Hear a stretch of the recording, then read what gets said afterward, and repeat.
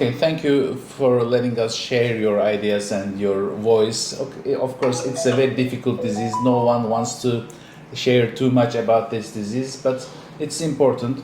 You had the long-term problem with Yeah. this cystitis issues. Yeah. It started 13 years before. Yes. Now we had a bladder filtration for you, and I want to share what I see in the procedure and share with everyone what is our routine regime, what we do for such bladders. Your bladder was little different from the others because Yeah. your capacity was decreased too much. So starting from the beginning, what was your symptoms? How it started?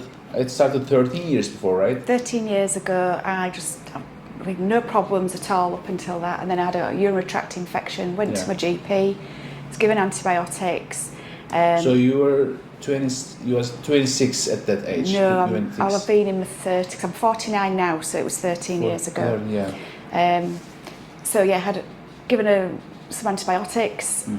The symptoms didn't clear up, so I went back to the GP. They gave me another round of What was those symptoms? It's that long ago, it's difficult to remember, but I think just kind of the typical UTI symptoms of it wasn't pain. It wasn't really pain then. It was just I think it was just itchy and frequency. So I went back to the GP. They sent off another culture. The culture came back clear. So they said, "Oh, you don't have a urinary tract infection." Referred me to urology, and urology. Then I got the diagnosis of interstitial cystitis. And how the diagnosis was made with a cystoscopy? Cystoscopy, okay. yeah. In the cystoscopy, they see the Hunner ulcers, right? I did. I had a few cystoscopies over a few years, and one of them, they said that there was Hunner's ulcers. And did you ever? The important thing about your bladder, what I see, the capacity was very low. Yeah. Like maybe 200, 300, 200 cc in the general anesthesia, which is normally in your daily life it is around 100 cc, right? Yeah, I've measured it when did the kind of bladder training and measured it input output, and it was about 100 mils. Yeah. And what's the maximum amount you can hold urine? 150 with pain. And it's painful. Yeah. So was it the same at the beginning? The 13 years before? No. I had a normal bladder. I was living a normal life. I could go a few hours between going to the bathroom. I mean, these 13 years before, when it started, did you have a better capacity? Yes. So this is the problem, because when I look inside your bladder, we see a very thick leukoplakia, the white plaque, located in the entrance of the bladder, which I believe it comes because of the infections. Because when a bacteria is going inside the bladder, it will settle in the first place it finds, which is the entrance of the bladder. And they make some tissue changes there, and this is the start of everything. Today you become an interstitial cystitis-like bladder, which is very low capacity, but at the beginning of the disease, the capacity was better, normal. But you had the problem, but you didn't have this low capacity. Is it true? No, not the beginning, no. Beginning, you had the problem, you had the pain or the constant irritation, anything, but the capacity was normal. Then by years, the capacity decreased. So now, when we look inside, we had the bleedings of the bladder's ball, tearing of the bladder mucosa. This is typically looks like an interstitial cystitis, but at the beginning it was a normal cystitis. The cystitis turned to interstitial cystitis by time. So I understand everyone to use medications, of course, at the beginning. Everyone. I also will recommend medications to get rid of the disease. But at some point, we are missing the train. We were making too much treatment with the medications and losing too much time. You are the typical example for this. And if you had maybe 1-2 years, you can try all the available medications. Then if the still persist there, people had to go to cystoscopy, which you had it, but the doctors, they are not looking for the leukoplakia. It's not still not understood in the urology world.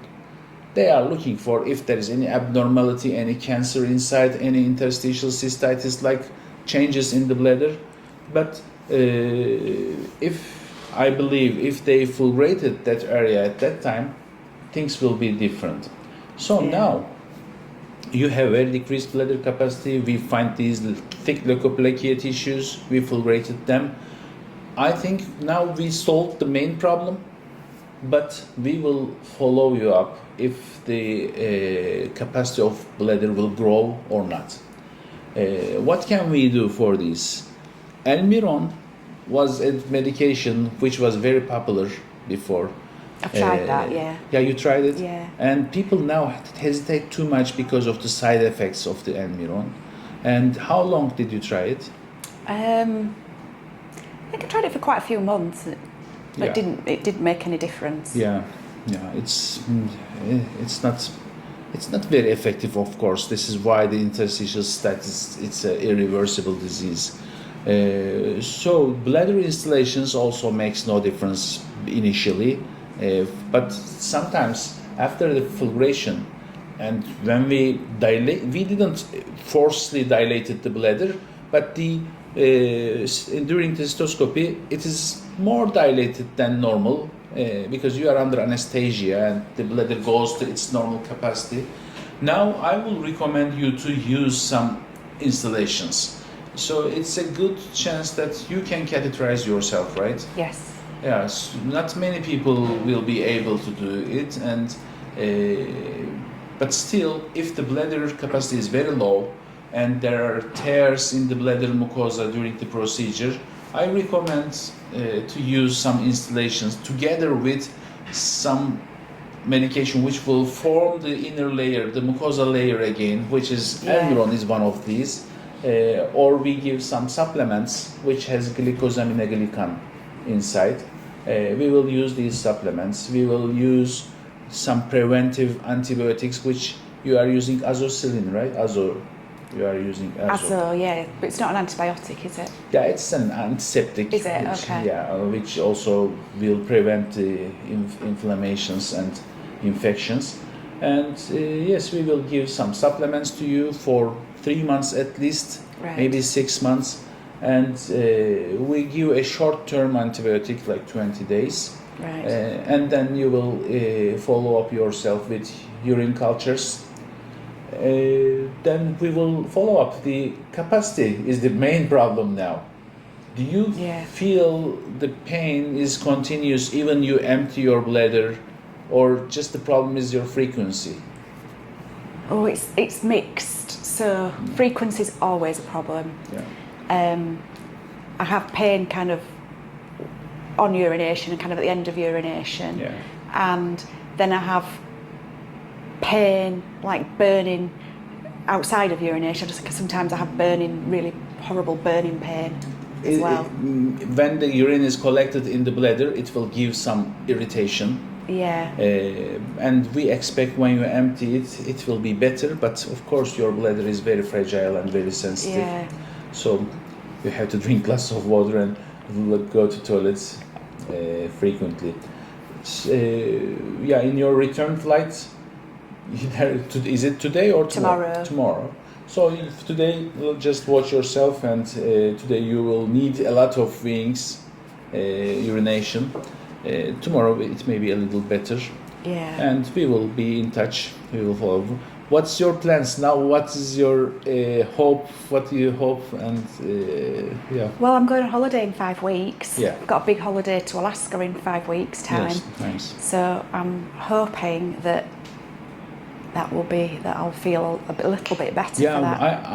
I expect actually, if there is a 50% increase in the bladder capacity and it goes to 150 at the initial year, and the maximum capacity from 150 to 250, for example, it will be a good success for the initial. So we can continue.